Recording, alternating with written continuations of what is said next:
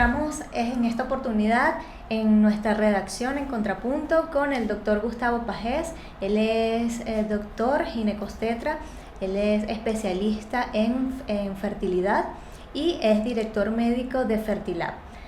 Bienvenido, doctor. Muchas gracias. Vamos a conversar acerca de la obstetricia moderna. Perfecto. Si quizás esto tenga algo que ver también con el parto humanizado, si no tiene que ver, ¿lo recomienda? ¿Es recomendable? Cuéntanos. Sí, este punto es interesante. Obstetricia moderna es el término que se le dio a un libro que nosotros escribimos publicamos en 1999. Es un libro de texto que donde estudian prácticamente todos los residentes de posgrado, tanto en Venezuela como en muchos países en Latinoamérica.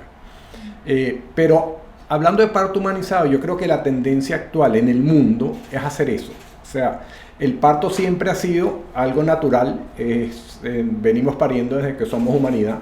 Entonces, la tendencia actual es tratar de volver a lo que es la naturaleza, volver a que nosotros tengamos esos partos más, que la paciente, que la mujer que está pariendo se sienta más conforme con lo que está haciendo.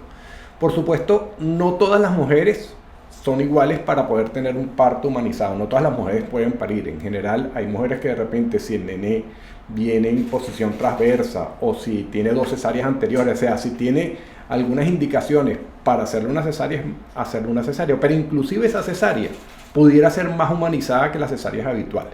¿Cómo sería eso?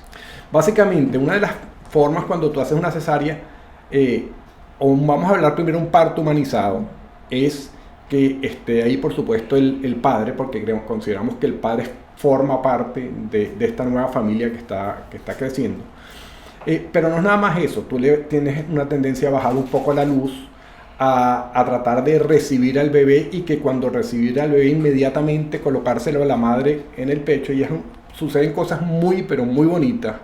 Por ejemplo, tú le colocas a la mamá en el abdomen y ves como el nené va reptando y va subiendo hasta que se pega en los senos e inmediatamente comienza como a chupar. Eso es lo que se llama apego precoz, y el apego precoz es excelente para el desarrollo de la lactancia materna. La lactancia materna es lo que toda mujer debería hacer, porque nosotros venimos de seres humanos y la mejor leche para el bebé es la leche humana, no la leche de animales.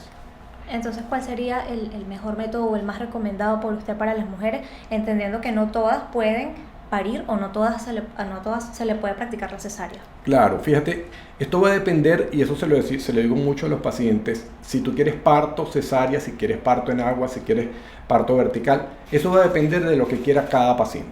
O sea, uno no puede decir qué es lo mejor para una o qué es lo mejor para la otra. Hay un caso innegable que es que las mujeres que paren tienen una recuperación o un puerperio inmediato mucho mejor que las mujeres que se le hace cesárea. A fin de cuentas, una cesárea siempre es una operación. Lo único es que durante el parto, y eso hay que decirlo, porque la mujer tiene que hacer un ejercicio, la mujer tiene contracciones, la mujer tiene que pujar, y una vez que lo pare, la mujer la verdad es que siente una satisfacción grandísima. En la cesárea no, las cesáreas prácticamente van directamente a la cesárea. Por eso muchas mujeres le tienen miedo al parto. Pero, de nuevo, el parto es lo que venimos haciendo desde que somos humanidad y yo pienso que el parto, mientras más humanizado, mejor. Sin embargo, por ejemplo, digamos que hay una mujer que quiere parir y resulta que no puede y tiene que practicarse una cesárea, o al revés. Eso también son cuestiones, son factores que no dependen ya de uno, de lo que uno quiera. Ese punto es bien importante. Fíjate, a mí nos ha pasado también en la experiencia, yo tengo más de 25 años en esto, pero también ha pasado que de repente una mujer que no quiere parir e inicia contracciones, y ya cuando tú llegas prácticamente el bebé está saliendo. Entonces esa mujer que quería una cesárea, parió y la experiencia es buena. Igual al revés, mujeres que de repente quieren mucho parir, quieren tener su parto de la mejor manera y de repente no pueden porque el bebé no baja, porque a lo mejor el nené es muy grande para el tamaño de su pelvis y no puede pasar. Eso se llama desproporción fetopélvica. Entonces la mujer tiene que estar como que un poco consciente que cualquier cosa pudiera suceder. Está bien que si quiere su parto, vaya a su parto, pero si lo mejor para el bebé y para ella es una cesárea, hay que hacerle la cesárea. Perfecto. Hablemos ahora de las técnicas de reproducción asistida. Ok, fíjate, en general cuando uno habla de técnicas de reproducción asistida, las técnicas de reproducción asistida se abarcan dos grandes grupos. Uno que son las técnicas de baja complejidad, y otras que son las técnicas de alta complejidad. Dentro de las técnicas de baja complejidad están dos básicamente. Uno, que es relaciones dirigidas. Básicamente es ver cuándo la mujer está ovulando y de acuerdo a cuándo ovule decirle cuándo tener relaciones sexuales. En este caso, la unión del óvulo con el espermatozoide va a ocurrir en el cuerpo de la mujer. La segunda opción, dentro de las técnicas de baja complejidad, es la inseminación artificial. En la inseminación artificial nosotros también vemos cuando la mujer está ovulando, y cuando la mujer está ovulando se le pide una muestra de semen al esposo. Ese semen se prepara, se capacita y después se coloca dentro del útero a través de un catéter, de un tubito de plástico, y en el momento en que la mujer está ovulando. También la unión del óvulo con el espermatozoide ocurre en el cuerpo de la mujer. Por eso se llaman de baja complejidad. Y están las técnicas de alta complejidad, en donde básicamente la unión del óvulo con el espermatozoide ocurre en el laboratorio. Por eso se llama fertilización in vitro. In vitro porque la fertilización ocurre in vitro, en el laboratorio. Y de esta hay dos grandes técnicas también. Una que es el in vitro convencional, la fertilización in vitro convencional, en donde la unión del óvulo con el espermatozoide se hace en el laboratorio, pero nosotros a través de una aguja por vía vaginal, una aguja grande por vía transvaginal, primero se le da algo para inducir la ovulación, y cuando hay bastantes óvulos, se le sacan los óvulos por vía vaginal, se punzan los ovarios, se obtienen esos óvulos, se le pide una muestra de semen al esposo, se prepara el semen, y se unen el óvulo con el espermatozoide, y el espermatozoide entra dentro del óvulo él solo. Esa es la fertilización in vitro convencional. Y después tenemos la inyección intracitoplasmática de espermatozoides, o ICSI. En este caso, nosotros hacemos lo mismo, sacamos los óvulos, le pedimos la muestra de semen al esposo, se toma la muestra de semen, pero la unión del óvulo con el espermatozoide se hace en el laboratorio. Un aparato que se llama un microinyector, donde se agarra el óvulo y se inyecta, se toma un espermatozoide y se inyecta, nosotros mismos inyectamos el espermatozoide dentro del óvulo. Esas son como que las dos grandes tendencias dentro de las técnicas de reproducción asistida de alta complejidad. Entendemos que ciertamente es complejo todo este proceso, debe tener un costo muy elevado. ¿Cómo hacer quizás uno, el venezolano, que con el sueldo que quizás devengamos todos, alcanza para cubrir las necesidades básicas, pero resulta que quiero tener un bebé por este tipo de método? Quizás cómo hacer en ese caso. Sí, no es fácil, y sí te digo que en Latinoamérica nosotros somos uno de los países donde es más económico actualmente la fertilización in vitro, dentro de los países en los cuales el gobierno no paga el procedimiento. Porque hay países como Argentina, donde el gobierno paga el procedimiento, sí es mucho más económico, o como Uruguay, donde el país también, el gobierno paga por los procedimientos. Dentro de Latinoamérica son prácticamente esos dos países en donde el gobierno, y ahorita acaban de abrir Costa Rica el año pasado, en donde también abrieron una unidad de fertilidad o reproducción asistida pública. En estos países, por supuesto, el procedimiento es muy asequible a las personas de bajos recursos. En Venezuela no hay ninguna unidad de fertilidad que sea pública. Se intentó hacer en el Hospital Clínico Universitario, se intentó hacer también en la Cruz Roja y no se logró. En estos centros se hacen, en la Maternidad Concepción Palacios también en algún momento se trató de hacer un intento de una unidad de fertilidad. En estos centros se hacen inseminaciones, las técnicas de baja complejidad, pero desgraciadamente actualmente no tenemos centros públicos para ofrecérselos a todo el mundo. Son procedimientos que son costosos, el costo va a variar de acuerdo a un centro al otro, pero sí son costosos para, sobre todo la fertilización in vitro, hacerlo para, como tú me estás comentando en este momento, para personas que devengan un sueldo mensual. En el caso de la infertilidad, cuando es infértil tanto el hombre como la mujer, o quizás alguno de los dos, ¿cuál es el caso más complejo, el hombre o la mujer?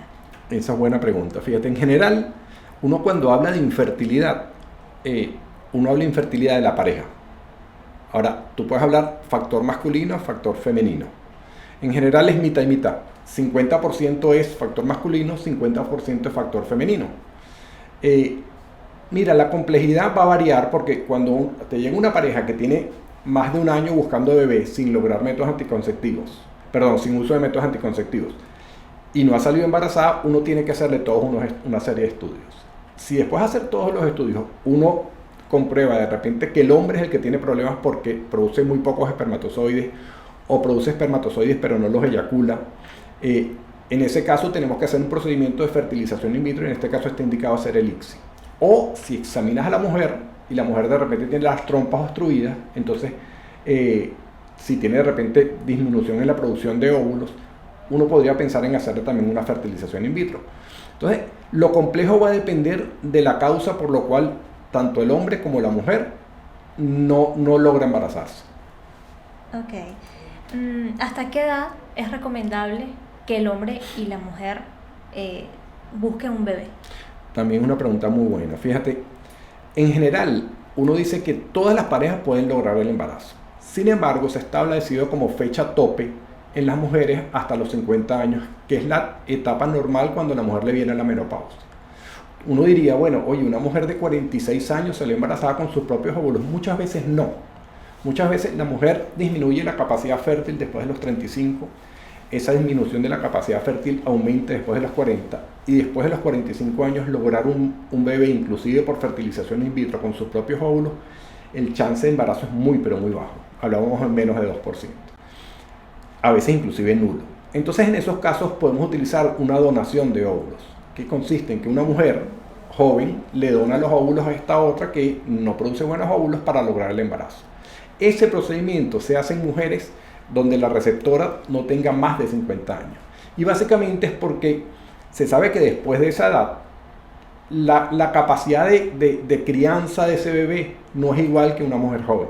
Entonces, básicamente se sigue como que las reglas de la naturaleza y todas las sociedades, tanto en Estados Unidos como en Europa, como en Latinoamérica, han establecido 50 años como fecha tope para que la mujer pueda hacer un procedimiento de donación de óvulos, receptora para una donante de óvulos. En el caso de la donación de óvulos, cualquier mujer puede ir a donar óvulos. ¿Cómo es este proceso? También, fíjate, no todas las mujeres pueden donar óvulos. Lo ideal es que la donante sea una mujer joven, menor de 35 años, con fertilidad comprobada. A esta mujer se le hacen una serie de estudios, tanto psicológicos como genéticos, como el estudio hereditario de enfermedades hereditarias, así como exámenes generales. Y si pasa todas estas pruebas, ella es apta para donar. Lo ideal es que sea mayor de 18 años y menor de 35. Doctor, usted que ha tenido una vasta experiencia en otros países en este tema de fertilidad, en el caso de Venezuela, comparándolo con otros países, ¿tenemos avances tecnológicos aquí para ello?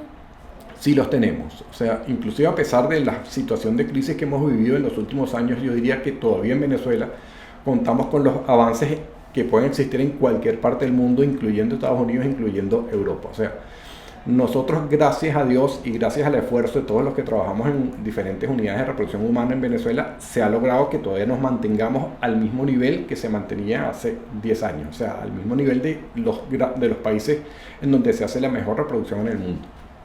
Hablemos ahora de los métodos anticonceptivos. ¿Qué nos dice de los llamados métodos de emergencia, la píldora del día La después? anticoncepción de emergencia.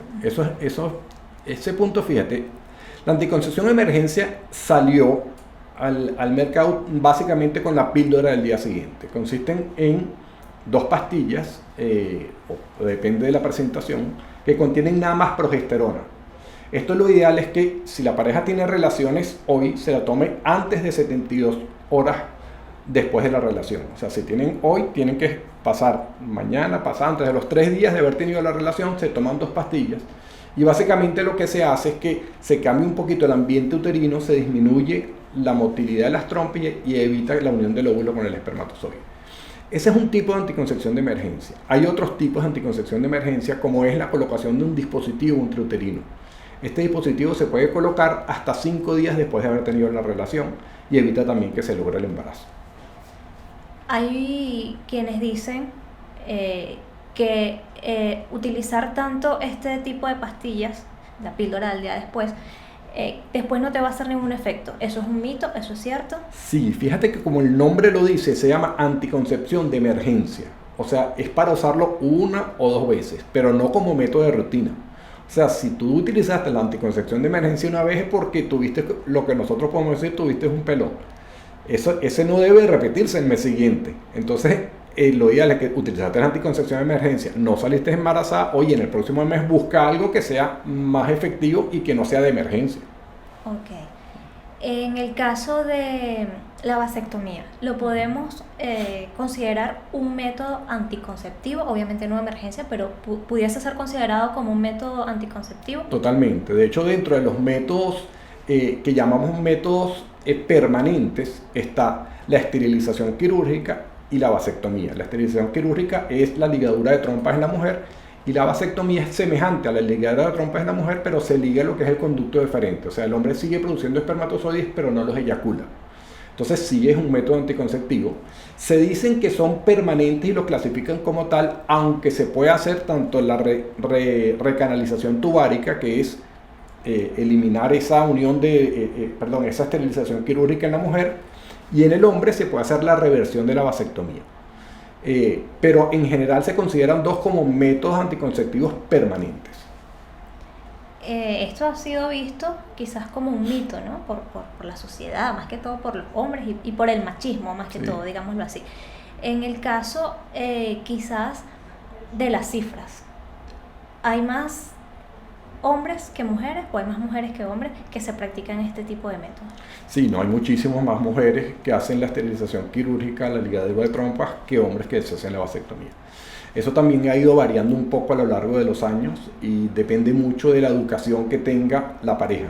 En general, muchas mujeres actualmente dicen yo no me quiero someter a una operación, y hay los hombres que sí lo hacen, pero depende mucho de la educación que tengan y el nivel educativo que tenga cada uno de los miembros de la pareja. Doctor Pagés, ¿algo más que quiera acotar? Bueno, nada, quiero invitarlos a que me visiten en las redes, es @GustavoPagés en Instagram. Voy a abrir una página también, recientemente una página en YouTube, donde van a ver una serie de videos promocionales, no promocionales, videos científicos, videos básicamente que hablan acerca de la salud de la mujer. Eso va a estar, espero yo, que el mes que viene ya en el canal de YouTube.